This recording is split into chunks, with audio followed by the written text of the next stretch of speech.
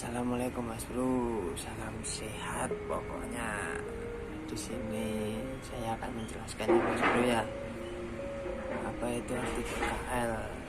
PKL di sini yang dimaksud adalah perjanjian kerja laut ya Mas Bro ya. Bukan PKL sekolah itu ya. Iya. Dan di sini saya menjelaskan sedikit Mas Bro. Di sini saya sebelum naik ke kapal ini, yaitu saya itu di kapal Grand Pass Mas Bro. Kapal Grand Pass itu kerjanya apa aja itu ada di video berikutnya ya Mas Bro ya. Oke. Kita buat satu persatu, kita pahami gimana enak nggak kerja jadi pelaut gitu kan. Makanya saya sharing-sharing tentang pengalaman saya ya Mas Bro ya di sini ya. Yaitu saya jelasin sedikit Mas Bro. Di sini itu sebelum kita naik kapal, kita harus ke kantor. Bisa juga langsung dari kapal, itu tergantung dari perusahaannya juga ya Mas Bro ya. Kalau dari saya itu kan kemarin dari perusahaan ya. Dari perusahaan itu saya tanda tangan PKL. Saya di sini menjelaskan sedikit Mas Bro apa arti PKL. PKL itu adalah perjanjian kerja laut, yaitu artinya perjanjian yang dibuat antara seorang pengusaha kapal. Pengusaha kapal di sini disebut dengan bos Mas Bro. Di satu pihak dengan seorang buruh lain, dengan mana pihak tersebut terakhir menyanggupi untuk di bawah perintah pengusaha itu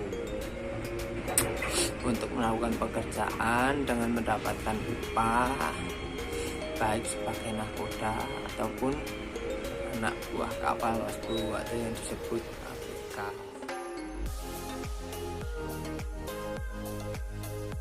Baca. Setelah itu saya akan menjelaskan tentang ini Mas Bro. Nggak usah banyak bicara lagi ya. Kita simak langsung lah apa itu artinya PKL, apa itu isi-isinya yang di dalamnya. Garis penting ya Mas Bro ya. Setiap perusahaan itu pasti beda PKL Mas Bro. Saya ambil contoh dari dari PKL saya di perusahaan sebelumnya ya Mas Bro ya, ini ya.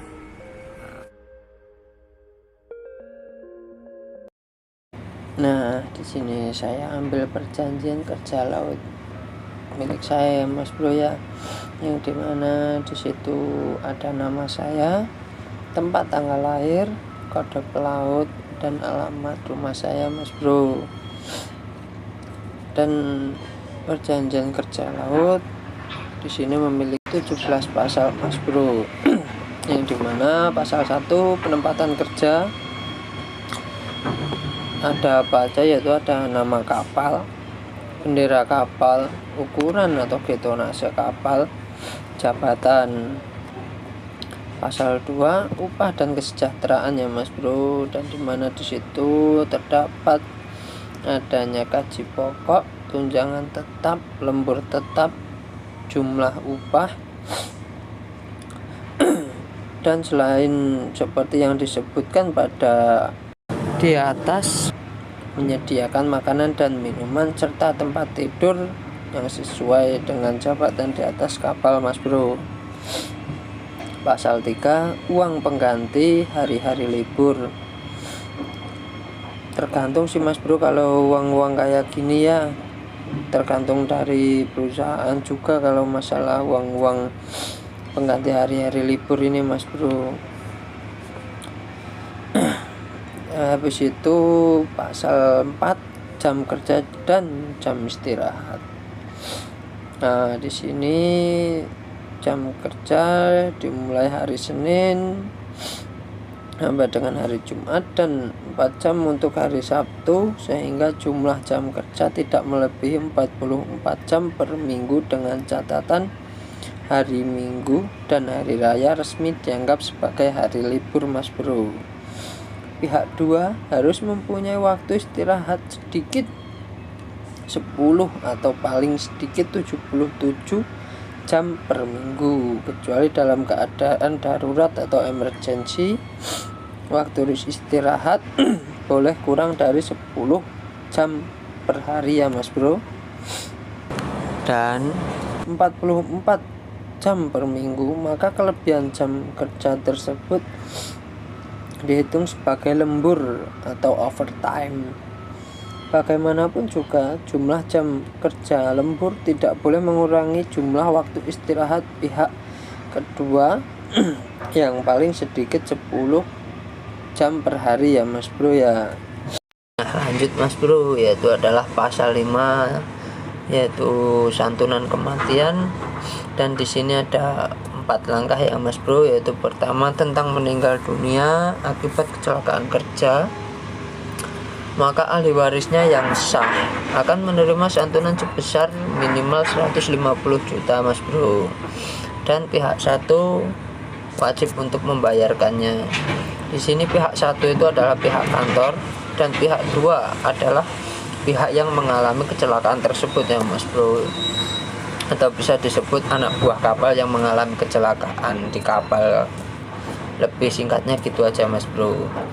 Di sini juga dijelaskan bahwa ada kecelakaan meninggal dunia karena sakit dalam hubungan kerja, dan ahli waris yang sah akan menerima santunan sebesar 100 juta rupiah, dan pihak satu wajib untuk membayarkannya Mas Bro. Setelah itu ada juga membiayai seluruh ongkos pemulangan jenazah pihak kedua ke tempat yang dikehendaki oleh ahli warisnya, termasuk biaya pemakamannya Mas Bro. Dan di sini ada pasal 6, yaitu santunan cacat tetap. Pihak 2 mengalami cacat tetap mengakibatkan kemampuan kerja hingga 100% karena kecelakaan kerja Mas Bro. Dan beliau yang cacat itu berhak menerima sebesar paling sedikit 150 juta, dan pihak satu wajib untuk membayarkannya ya Mas Bro.